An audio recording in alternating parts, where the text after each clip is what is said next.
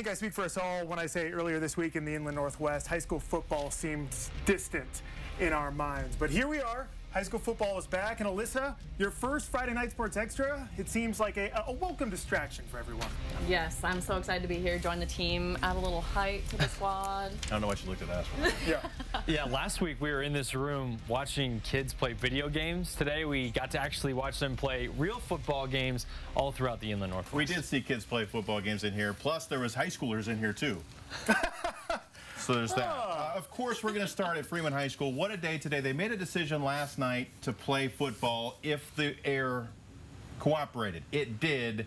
Thank goodness. We had one of the best moments I've ever been a part of in all the time I've been at KXOY. Of all of the national anthems I've been a part of, all the high school games, this is the one I'm never going to forget. The Freeman Scotties taking the field together instead of individually today. What a moment in front of their home crowd, and they would not disappoint the Scotty faithful. Desmond Perisotto back to pass. It's Zach Trumbull for a nice gain. And you know they're going to finish off the drive. How about Perisotto on the rollout? Andrew McGill going to drag the toes right in your living room. First touchdown back for Freeman. What a great moment. How about next drive? It's Perisotto again. He's going to hit Dylan Pavlicek. Bounces it to the outside. Going to get taken down out of bounds, but what a pickup for Freeman. And you know if he got you there, you might as well let him score. Pavlicek again. 14-0 at that point in Freeman.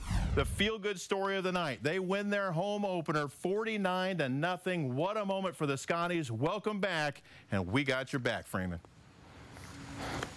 Well, Mount Spokane was supposed to play last night, but the smoke changed those plans. The only place for them to play tonight was U High, so to the Valley they went.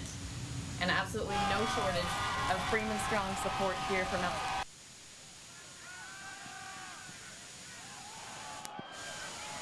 Out looking downfield, finds Jacob Adams. How does he come down with that huge gain for the Wildcats? But their drive would stall. Third quarter, more from Hill, looking to throw, but no one to go to. He tucks, and he's got room to move. Bounces to the outside sideline. It's a 35-yard gain before he gets brought down. Wildcats in business. They're looking to finish it off. Hill swings it to Logan Anion, catches it, takes a peek inside, doesn't like that route, likes the outside route, and it takes him all the way. Mount Spokane goes on to win this 35-6. Nice win for Mount Spokane. So last week at Joe Heitmann Stadium, we had some problems with the lights. Not sure the Avista bills were paid. It was a little spotty. So what do you say we check and see how things are looking earlier today? Oh, looks pretty good.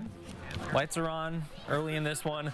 We pick it up. This is Mead and U High. Ryan Chan showing the escapability and the touch, finding Michael Workman for 6. So we're still in the opening frame.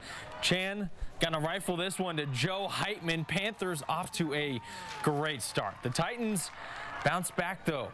Terrell Sanders, all 5'7" of them, squirming through the line and into the promised land. Scampers number 2. Campbell Barrington, one of the best defensive players in the area. Doesn't get much better than that. Knocks it down, hauls it in with one hand, and hangs on for the pick. Sets up our guy again, Sanders. In for 6 more, giving U High a 21-14 advantage, but Mead wins this one at Joe Heitmann Stadium. Final score 49-28. Let's go on campus. G Prep hosting Lewis and Clark. Zebras rocking their Freeman ribbons. Tigers in some trouble early on. Down 7. Michael Flaherty had his back against the wall. Now it's on the turf. Sacked there by Shaden Bird. Sets up Connor Hallinan. Hitting Devin Culp, the future dog, just inside the 5. Casey Anthony going to seal the deal. Makes it 14-0 Puppies. Later in the first, Flaherty to Xavier Guillory. Hauls in the leaping grab, sets up a QB sneak to make it 14-7, but Prep responds pretty quickly. Anthony galloping right up the middle, pushes the lead back to 2 scores. Prep wins big on their home field. Final score 49-7. Well, those who tuned in last week understand I have a bit of a soft spot for my namesake, the Ferris Saxon. Didn't do too well in the Madden Bowl. Let's see how they would do in actual football. To Joe Albee we go. Plenty of love for Freeman. That would be a theme in the Inland Northwest tonight. First drive of the game. Bears on the move. Grant Hannon is going to be picked off by Evan GM. Saxons with the takeaway. Unfortunately, it would lead to this. Ryan Harper with the special teams touchdown. 6-0 Bears. Gotta love the big boys. Gonna touchdown. How about this? Quarterback here, Hannon, Gonna dribble it out. Gonna go outside. He's gonna run it in, right? No, he flicks it in for 6. I'm gonna call that the flick 6. Josh Wilson gets the touchdown there, 13-0. What a play, just how they drew it up. More Bears in the second. Hannon, this time on the QB draw up the middle, making moves, and he's in. Central Valley wins by a count of 48-7. Rogers crossing over state lines to face Lakeland. Early in the game, first drive actually, Lakeland gonna pick up a first down. But Rogers, Adam Perry is there to lay the big hit on the receiver. But the theme of the game was to pound the rock, and Cage Hendry is going to do just that. Makes one Rogers defender miss with a nice move to the outside. The Pirates want in on the action as Trey Phillips goes up the middle. He's taken down right here by the ankles. But the story of the game was Lakeland's Josh Brandt. Senior running back scored 2 touchdowns. This was one. Another one right here. This one letting the O-line do all the work as he pops out of the scrum and into the end zone. Rogers would win on the road 20-18, however. Everybody knows I'm an East Valley Knight, so it really pains me to talk about West Valley in a positive way. But home of Tony, Terry, and Brian Oso, the West Valley Eagles have themselves a heck of a football team this year. Out to West Valley we go, taking on North Central with building a big lead here in the second half. Blake Transu looking for his guy, Connor Whitney. Nice first down right there. Eagles on the move. The same drive. This time it's Transu on the ground. Could have just bowl over a defender for another first down. Flip the side of the field because of quarter break. This is going to fool everybody, including our cameraman or camerawoman, whatever. Doesn't really, we're not going to point fingers. That's Marshall Malini. He has it. Eagles up big. Indians trying to cut into that lead, though. Michael Stacy just pounds it up the middle.